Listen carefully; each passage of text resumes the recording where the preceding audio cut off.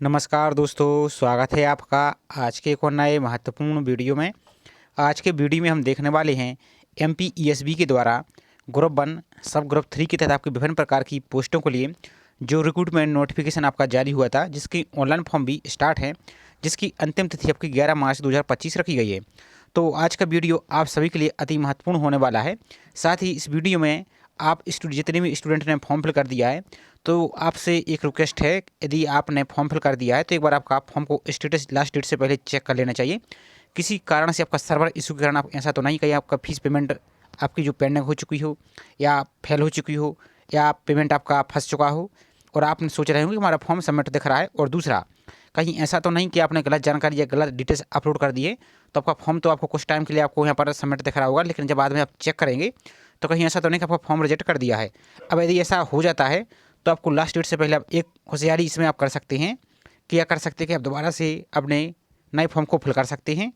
साथ ही आपके फॉर्म में यदि कोई मिस्टेक हो चुकी है तो उस करेक्शन की लिंक भी ओपन हो चुकी है, तो इसके फॉर्म को करेक्शन भी कर सकते हैं।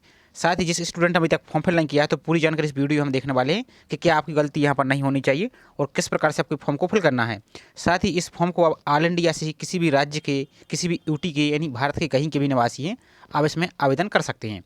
तो चलिए स्टार्ट करते हैं आज के वीडियो को। साथ ही आगे बढ़ने से पहले आप सभी से एक रिक्वेस्ट है, चैनल पर आप पहली बार विजिट कर रहे हैं तो चैनल को सब्सक्राइब करके बेल आइकन प्रेस करके जरूर रखिए।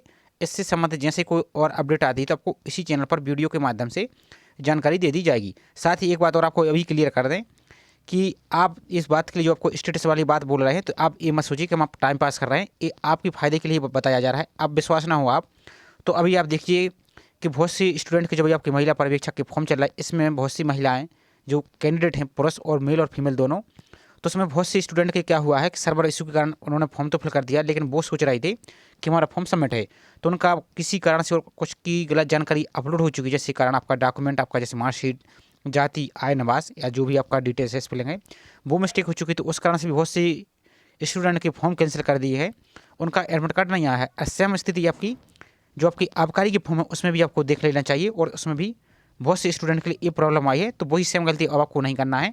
तो वही पूरी जानकारी इस वीडियो में हम देखने वाले हैं। तो ये वीडियो आपके लिए ही बनाया जा रहा है, तो आपको वीडियो यदि बड़ा होता है तो आपको उसकी जानकारी भी आपको ज़्यादा देखने को मिलेगी। तो चलिए स्टार्ट करते हैं आज के वीडियो को। तो सबसे पहले तो आपको जब भी कोई आप फॉर्म फिल करते हैं तो आपको इसकी जो रूल बुक होती है, जो नोटिफिकेशन होता है विस्तृत, इसको आपको पढ़ लेना चाहिए, उसके बाद ही आपको फॉर्म को फिल करना चाहिए।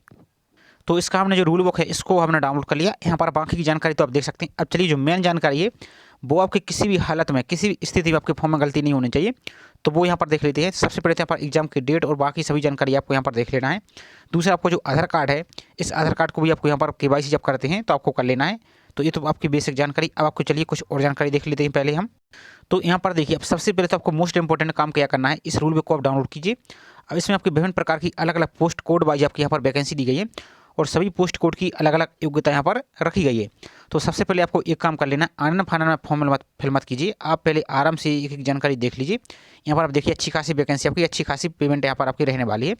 तो जो भी आपकी योग्यता, इस पोस्ट कोड को आप नोट करते जाइए कि कौन सी पोस्ट कोड को यहाँ पर आपको प्रेफरेंस देना है। और एक बात और, यदि आप गलत योग्यता फिल कर देते हैं पोस्ट में और जिसने फॉर्म फिल कर दिया, तो एक बार आप स्टेटस चेक कर लीजिए, दोबारा से रिप्रिंट करके देख लीजिए कहीं आपने कुछ गलत पोस्ट कोड के लिए टिक तो नहीं कर दिया। यदि ऐसा कर दिया है तो आप फॉर्म को एडिट कर लीजिए, क्योंकि यदि आप गलत पोस्ट के लिए अप्लाई कर देते हैं तब आपका रिजल्ट आएगा, तो रिजल्ट पता है कैसा आएगा। आपकी प्रेफरेंस तो आपकी सभी पोस्ट की रहेगी, लेकिन सिर्फ आपको एक पोस्ट के लिए आपको सिलेक्ट किया जाएगा, बाकी पोस्ट में आपका पेन यानी में आपका सॉरी उसको क्या बोलते हैं, तो आपका पेंडिंग में रहेगा, आपका वेटिंग में रहेगा सॉरी। तो बाकी पोस्ट में आपका रिजल्ट वेटिंग में रहेगा, सिर्फ आपको एक पोस्ट में आपका मेरिट रहेगा। अब बाई चांस यदि समझिए आपकी किस्मत से यदि कि वही आपके जो एलिजिबल हैं जिस पोस्ट के लिए, यदि उसमें ही आपका सिलेक्शन हो गया, तब आप डॉक्यूमेंट वेरिफिकेशन में जाएंगे तो वहाँ पर आपको सीधा बाहर कर दिया जाएगा, आपको दूसरी पोस्ट में शिफ्ट नहीं किया जाएगा। जब तक नहीं किया जाएगा तब तक यदि कोई स्टूडेंट उस पोस्ट को छोड़ता नहीं है, तब तक आपका वेटिंग में ही रहेगा। इसलिए आपको ये गलती नहीं करनी है, ये सबसे इंपॉर्टेंट और ज़रूरी बात है। तो आपको इस प्रकार से आपकी पोस्ट कोड को देख लेना है, और जिस पोस्ट के लिए एलिजिबल है उसी पोस्ट को यहाँ पर आपको फिल करना। तो यहाँ पर बहुत सी पोस्ट कोड दी गई, तो इनको आपको देख लेना। वीडियो बहुत बड़ा हो जाएगा, तो चलिए हम इसकी फॉर्म पर ही डायरेक्ट चलते हैं, कैसे फिल करना, और उसमें आपको कुछ गलती आपको नहीं करनी वो भी देख लेते हैं। तो यहाँ पर कुछ सभी अलग अलग यहाँ पर डिपार्ट भी देखते जाइए, तो जिस डिपार्ट के लिए पहले प्रेफरेंस पर देना चाहते हैं उनको आपको यहाँ पर पोस्ट कोड आप नोट करते जाइए। इस प्रकार से यहाँ पर आप देख सकते हैं, जैसे यहाँ पर आपकी उपाधि आपकी MBA मांगा है, वित्त में, अर्थशास्त्र में स्नातकोत्तर, जैसे आप MA वगैरह की है, तो उसमें आप आसानी से अप्लाई कर सकते हैं। अब अप्लाई करने से पहले कुछ जानकारी और देख लीजिए। तो अब सबसे मोस्ट इंपॉर्टेंट, जिसके कारण आपके बहुत से स्टूडेंट के फॉर्म रिजेक्ट हो रहे हैं, तो सबसे इम्पोर्टेंट यहाँ पर समझ लीजिए, आपको फोटो लगानी है। यदि आपकी पुरानी प्रोफाइल बनी हुई है, बहुत पहले की बनी हुई है, तो उसमें आपकी पुरानी फोटो भी लगी होगी। तो आपको करना क्या है, अपनी प्रोफाइल को अपडेट कर लीजिए। और अपडेट करने के बाद यहाँ पर ध्यान से समझिए, आपको ये गलती बहुत ज़्यादा स्टूडेंट कर रहे हैं, और वही गलती यदि आप किसी साइबर कैफे से करा रहे हैं तो ये वही गलती आपको देखना है, कहीं कोई मिस्टेक तो नहीं हो रही है। तो सबसे पहले तो आपको नई किसी स्टूडियो में जाकर आपको फोटो बनवा लेनी, और फोटो बनवाने में आप कंजूसी मत रखिए, क्योंकि ये फोटो 30-40 रुपये की है, लेकिन आपकी ज़िंदगी, जो आपकी मेहनत है वो आपकी पूरी खराब हो सकती है यदि आपका फॉर्म रिजेक्ट हो जाएगा। तो आपको 30-40 रुपये लगते हैं। आपको पहले अच्छी किसी स्टूडियो में जाकर फोटो बनवा लेनी है। अब फोटो कैसे बनवानी है, तो फोटो इस प्रकार से आपकी रहेगी। फोटो आपकी वाइट बैकग्राउंड की रहेगी। दूसरी बात, फोटो में आपका जब इस प्रकार से फोटो बनवाती है तो आपकी आँख, पूरा चेहरा प्लस आपके कान, अब जो फीमेल स्टूडेंट हैं, यदि मेरिड हैं, आप पल्लू इस्तेमाल करते हैं तो आपको पल्लू थोड़ा हटा लेना है, ताकि आपके कान भी यहाँ पर क्लियर दिखें। बाकी सभी जानकारी आपको यहाँ पर देख सकते हैं, पूरा यहाँ पर दिख रहा है। यहाँ पर देखिए बाकी जानकारी यहाँ पर भी बोली गई है, तो हम आपको समरी करके आपको बता रहे हैं।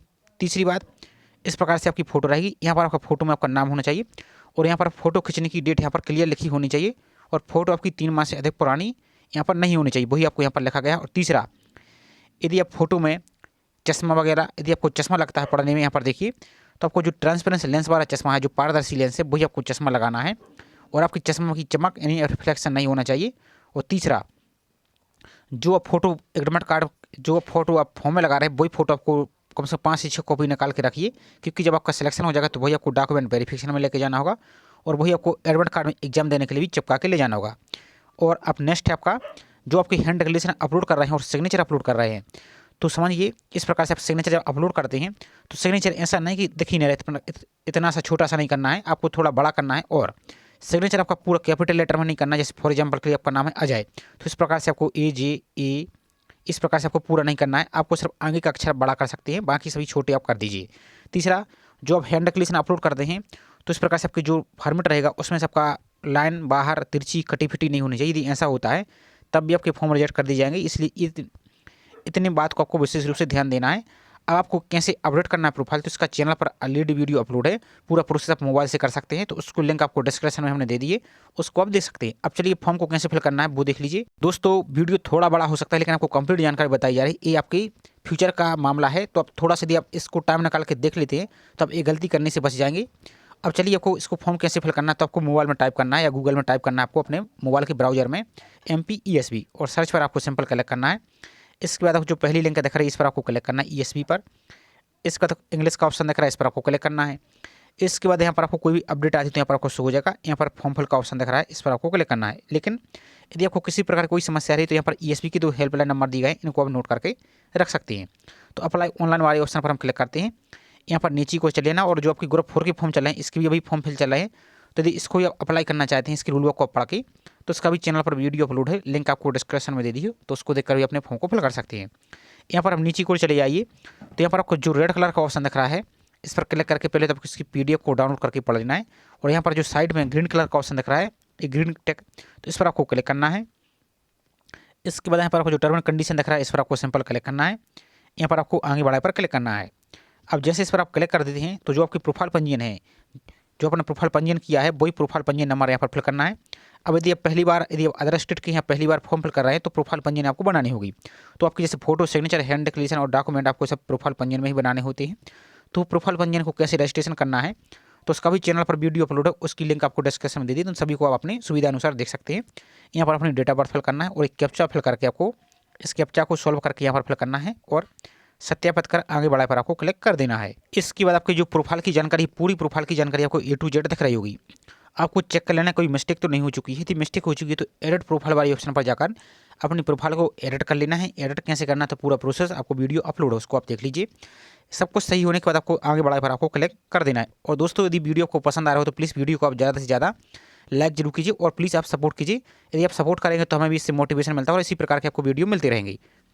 तो आगे बढ़ाए पर आपको क्लिक करना है। अब जैसे आगे बढ़ाए पर क्लिक करते हैं तो यहाँ पर पॉइंट नंबर 33 पर आइए। यदि आप एक्स मैंने भूतपूर्व सेना है तो इस पर टिक कीजिए, संविदा कर्मी तो इस पर टिक कीजिए। यदि कुछ नहीं इनमें से तो जो बना वर्ग आपको X दिख रहा है इस पर आपको यहाँ पर सिंपल क्लिक करना है।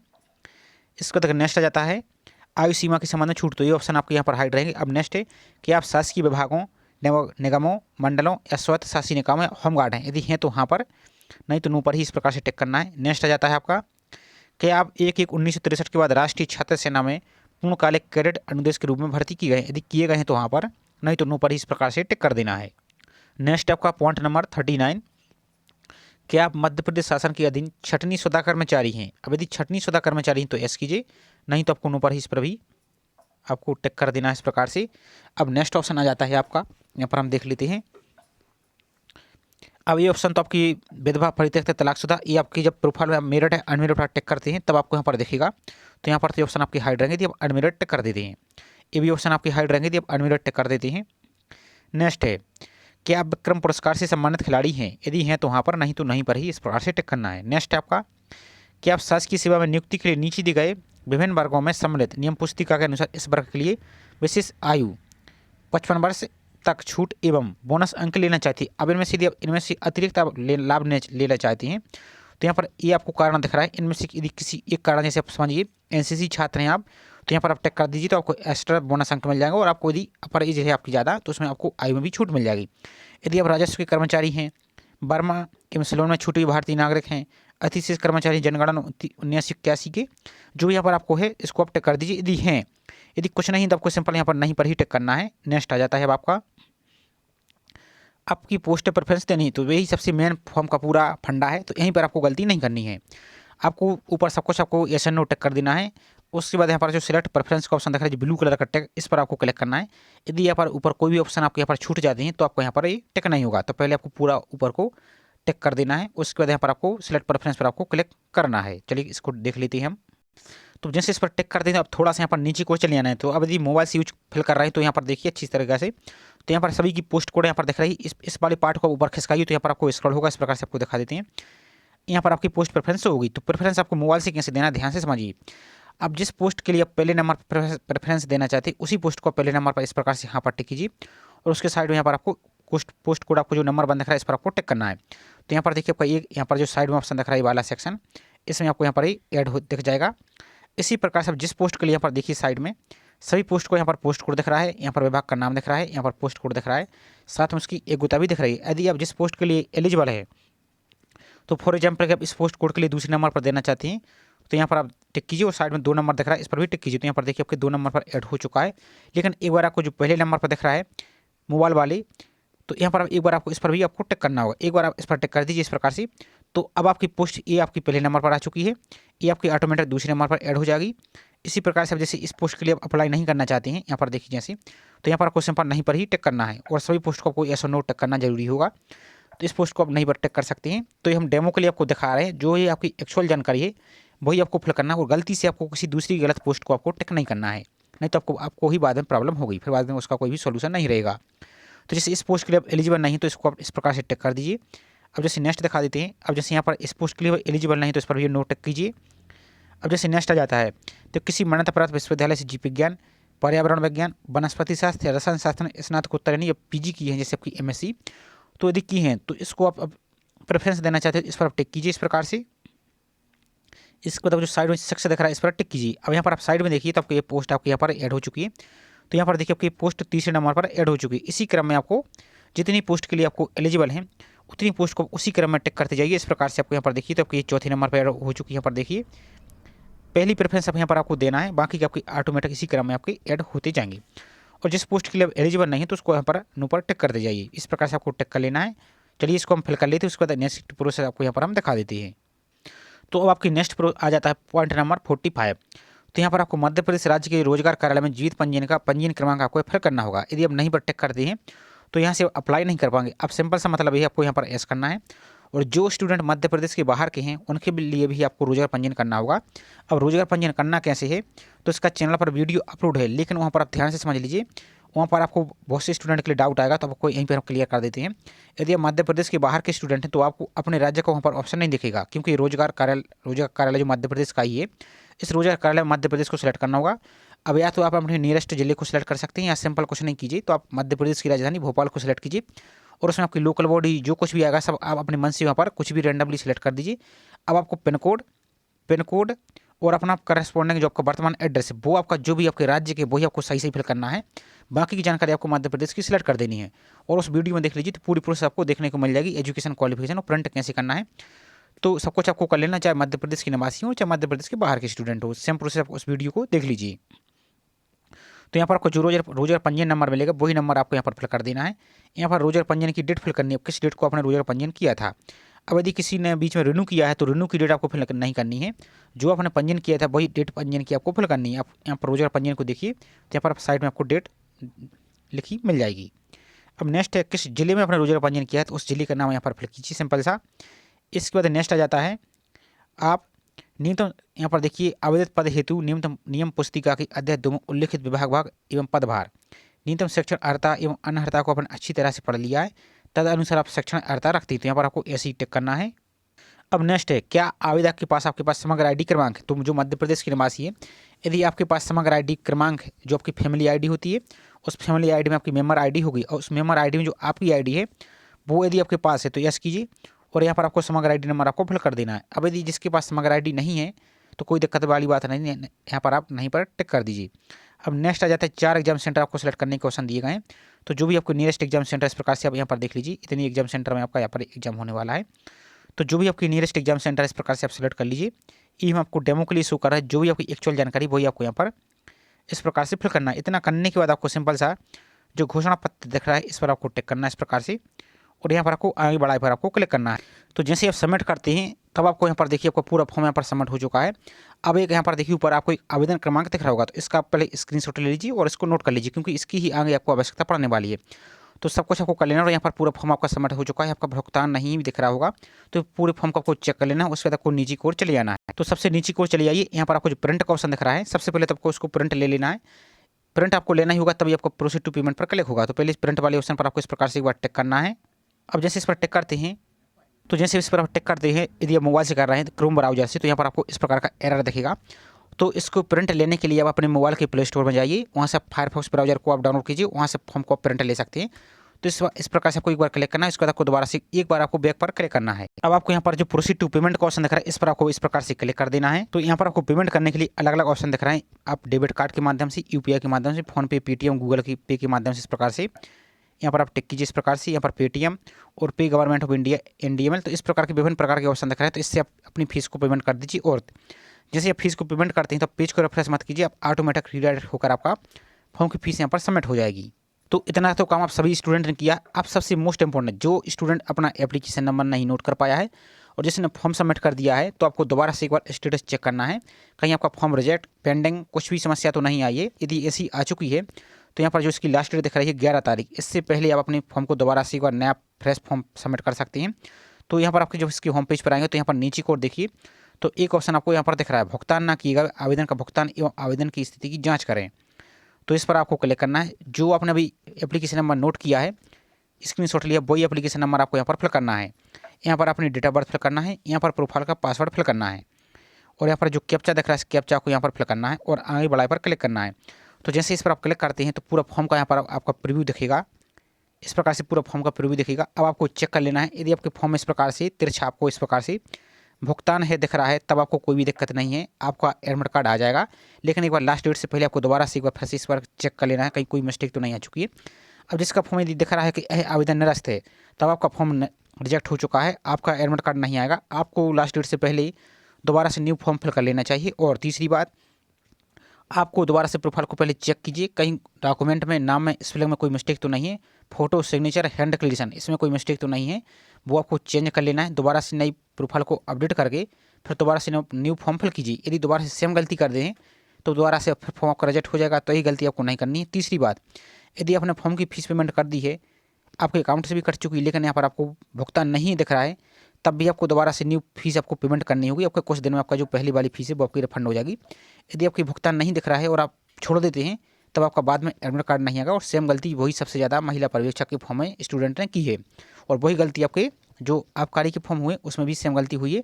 तो इतना काम आपको कर लेना है। अब तीसरा, यदि स्टूडेंट आप अपना आवेदन क्रमांक भूल चुके हैं, जो भी अभी आपने नोट किया है, बाई चांस नहीं कर पाए हैं, तब आपको एक ऑप्शन और दिख रहा है, प्रोफाइल संख्या से आवेदन संख्या खोजें, इस पर आपको क्लिक करना है। यहाँ पर देखिए जो आपकी प्रोफाइल, अब यहाँ पर आपका जो प्रोफाइल पंजीयन क्रमांक है, जो आपने स्टार्ट में फॉर्म फिल के लिए एंटर किया था, तो वही आपको फिल करना है। यहाँ पर अपनी डेट ऑफ बर्थ फिल करनी है, यहाँ पर प्रोफाइल का पासवर्ड कैप्चर फिल करना है। आगे आपको बताने वाले हैं कैसे प्रोफाइल का पासवर्ड भी फॉरवर्ड करना है। तो यहाँ पर जो कैप्चा दिख रहा है इस कैप्चा को सफल करना और आगे बढ़ाए पर क्लिक करना है। तो यहाँ पर आपको एक एप्लीकेशन नंबर शो हो जाएगा। तो जैसे इस जानकारी को ऐड करेंगे तो यहाँ पर देखिए आपको एक एप्लीकेशन नंबर शो हो जाएगा, वही आपका यहाँ पर एप्लीकेशन नंबर रहने वाला है। प्रोफाइल पासवर्ड की समस्या आ रही तो आपको क्या करना है, दोबारा से होम पेज पर जाना, एक बार बैक आ जाती है। यहाँ पर देखिए आपको एक उम्मीदवार प्रोफाइलिंग का ऑप्शन दिख रहा है, इस पर आपको क्लिक करना है। यहाँ पर आपको जो प्रोफाइल पासवर्ड का फॉरवर्ड पासवर्ड का ऑप्शन दिख रहा है इस पर आपको क्लिक करना है इस प्रकार से। तो जो आपकी प्रोफाइल पंजीयन क्रमांक है वो प्रोफाइल पंजीयन क्रमांक यहाँ से फिल करना है। यहाँ पर आपका जो प्रोफाइल में रजिस्टर्ड मोबाइल नंबर वो आपको फिल करना है और कैप्चा डाल के आगे बढ़ा पर क्लिक करना है।